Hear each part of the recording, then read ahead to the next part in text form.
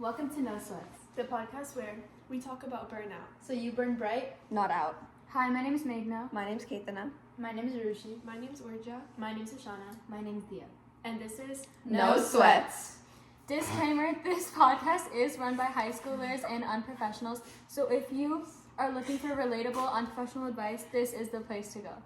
So the six of us are a part of a team for HOSA that is competing in mental health promotion, and we wanted to raise awareness about burnout. Okay. Hi guys, so the topic for today's episode is risk and protective factors of burnout. Okay, so for this competition, as you know, that we talked about, we have to have like certain risk and protective factors for our chosen topic. And basically, it's things that make you more like susceptible to burnout, and things that can like help you stay away from it. So basically, like a lot of people don't know the difference between stress and burnout. So these things can like help you identify like what you're actually feeling, if it's just regular stress or if it's burnout. So we'll go into our risk factors first. Okay, so risk factors, they're basically if you're experiencing them or feeling them, the risk of experiencing burnout.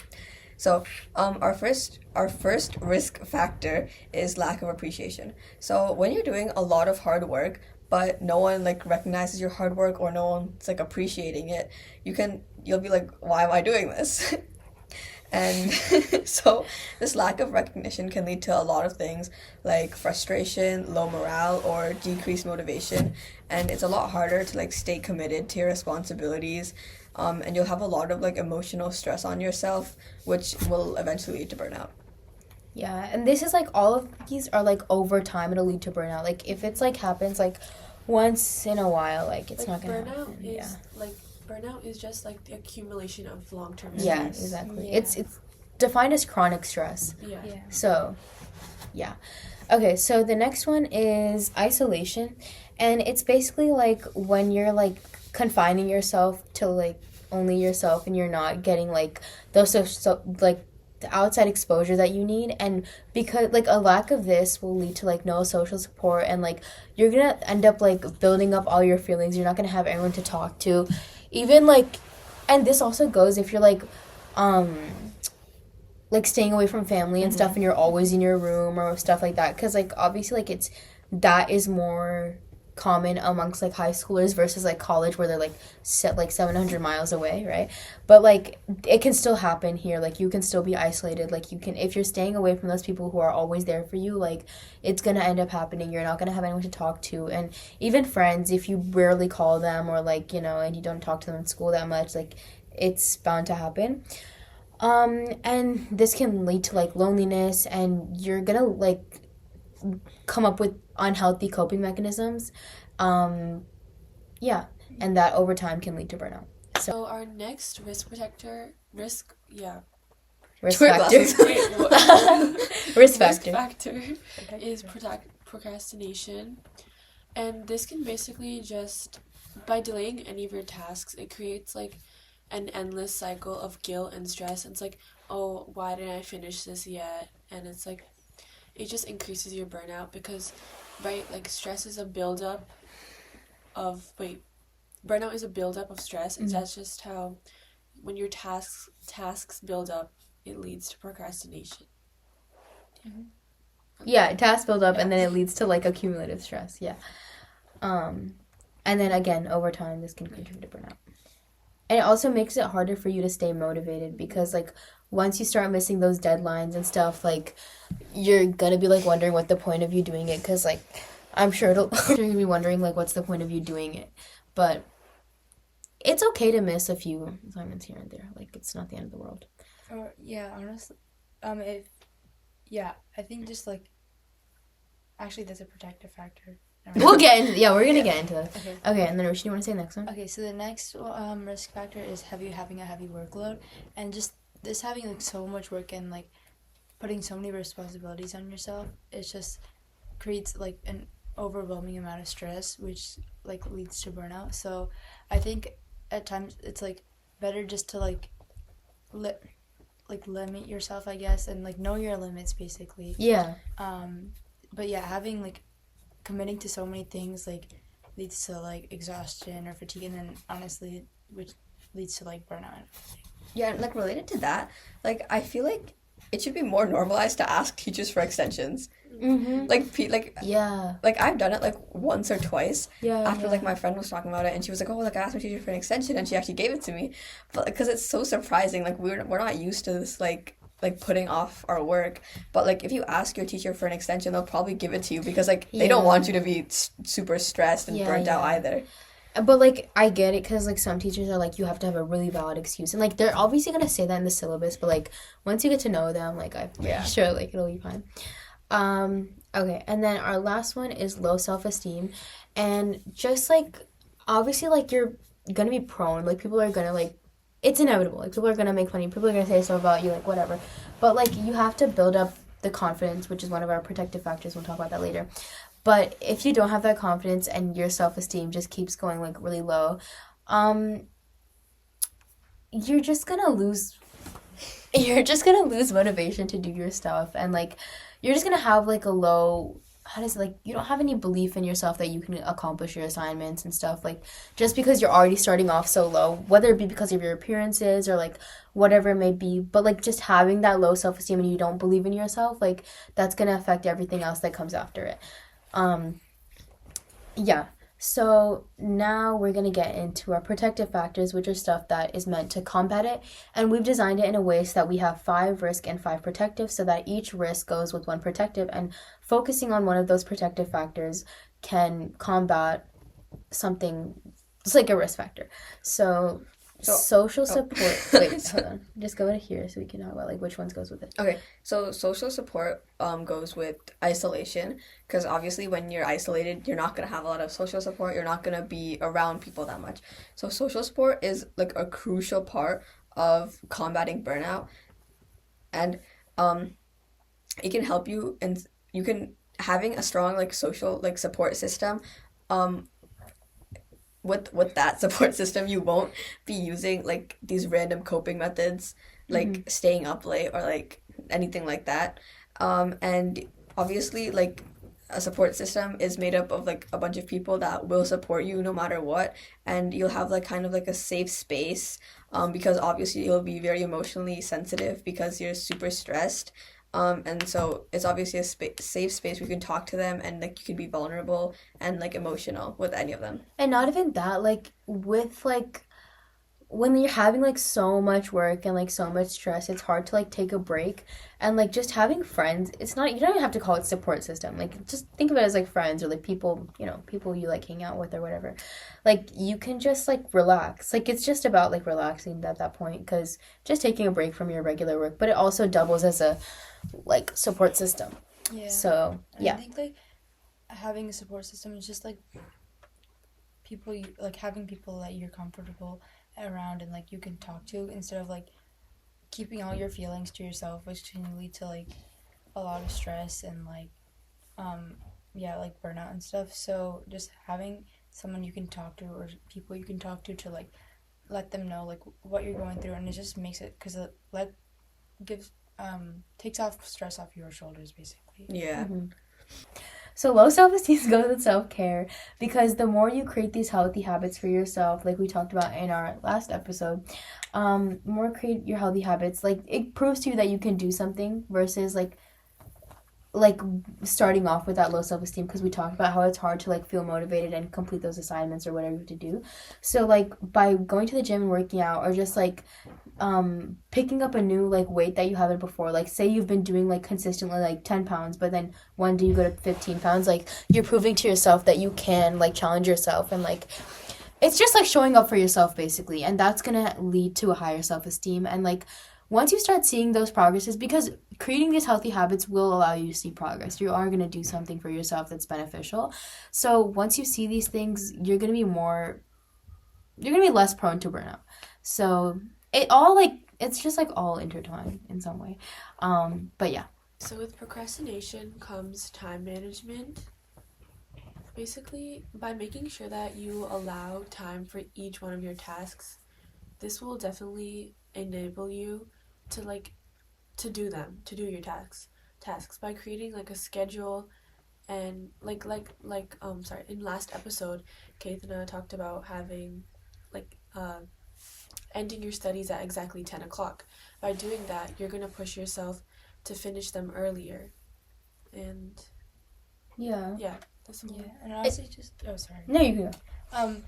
Like splitting up your time in a certain way, like, and like creating basically a schedule, allows it just for less stress and like for yourself. So it just like makes it easier, like for you, and it's like you aren't that like decreases the chance of you burning out basically.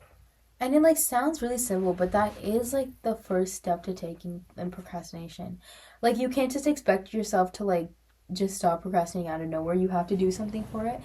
And that's like a really simple way of going about it. Just like create a schedule in my like your notes. Like yesterday, like I literally did nothing and like I just like sat in my bed the entire day. But it's fine. Like I needed a break, so I went with it. But today, like I made myself a schedule to try to keep myself more on track. So like every hour I'd be doing something. And I feel like just seeing a visual representation of when you're gonna have your breaks and like just planning it out, like it makes you more calm and like it just collects your thoughts into one thing. Yeah. So that it's not so overwhelming when you have like 8 classes, but like you have to do something for each one of them. But like you can see how much time it's gonna take for each task, and that just like because like procrastination, the only reason you procrastinate is because like you're afraid of the feelings that come with it. So like it just gives you like more trauma because you're afraid of like all the stress that's going to come with like starting an essay or whatever it may be, right? But once you like sit down and start doing it and get over that thing, then it's going to be way easier, and you're just creating it into an even worse environment for yourself and for the future assignments that you have by procrastinating. But setting that time, like breaking it up like a week before is so much more beneficial than 2 days before, you know. Because you have more control over it too. You can put your best foot forward and you're not going to be so burnt out. Yeah. So, yeah. And I think like if you know you have like a big test coming up, the best thing to do is just like what Dia said, like split up your time. Mm-hmm. So you don't have to like study like 4 hours like the night before. Mm-hmm. Like split up like maybe half an hour one day and just like over like let's say 3 or 4 days like in advance, depending on like how big the test is and what you need to actually study. But yeah, it's just like less stress for you, and also like you have time to do other things as well, and like time to do work for other classes or just time for yourself too. And like think about the way like you study for midterms. Like you obviously don't study like the night before because it's so much content. But like you know it's not gonna be like as heavy as like each chapter test was. They're obviously gonna make it like the more simple concepts because it's such a big test, right? But like just study the way you would for a midterm, like for your regular test, you know, like just really hone in on this one topic like every day. Oh my god. Like hone in on one topic every day. And, like, teachers give review days per each topic. Like, do that for yourself instead of, like, you know, because obviously a chapter covers, like, multiple subsections. Same thing, a midterm covers, like, a month per section, which is, like, different. But, like, but, yeah. So for heavy workload, we have organization. And for this, like, keeping materials, like, and tasks organized allows you to have, like, a clear and concise plan.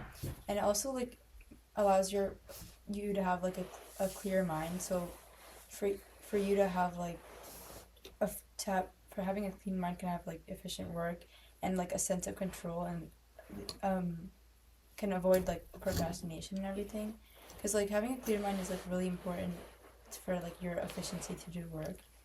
So yeah, like especially being organized in your like personal space, like your room, where especially where you study, like that this is why they say like a lot of times your room reflects your mind. So if it's messy, if it's disorganized, that could be happening in your mind. Like your thoughts are jumbled up. Your like plans are not scheduled. Like Yeah. And like there are other things like there are other steps you can take, like getting a planner. It doesn't have to be like buying something. Like just get Notion, like we talked about this before. Like or just like plan out your stuff. Like just keep it in some way that helps you visually organize it.